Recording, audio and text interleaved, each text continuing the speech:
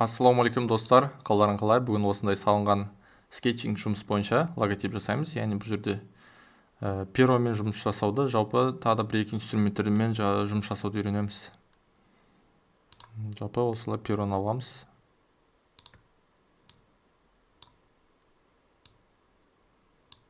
Перомен жұмыс жасауды үйренеміз.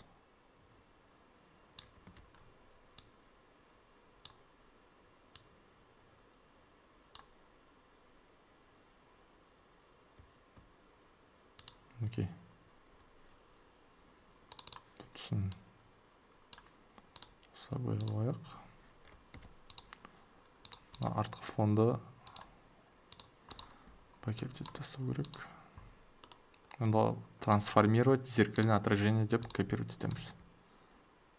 Окей. Екеуін қосып жіберсек болады. Енді мына иконкаларды біз скачать етіп алдық интернеттен.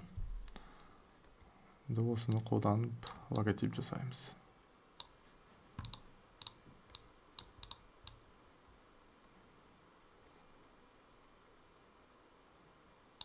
Окей. Осыны екеуін белгілеп аламыз да.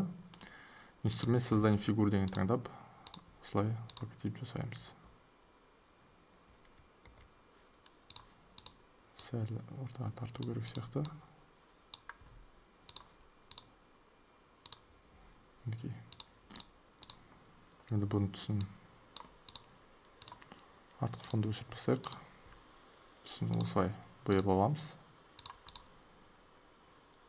Перомен осылай бояп жүреміз.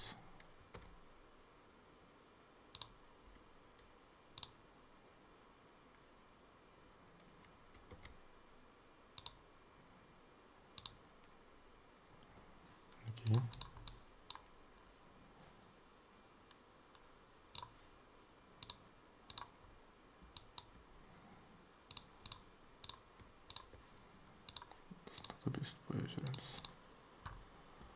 Достар, қараңыздар, біздің логотипіміз дайын болды. Жалпы бұл легкий түрі.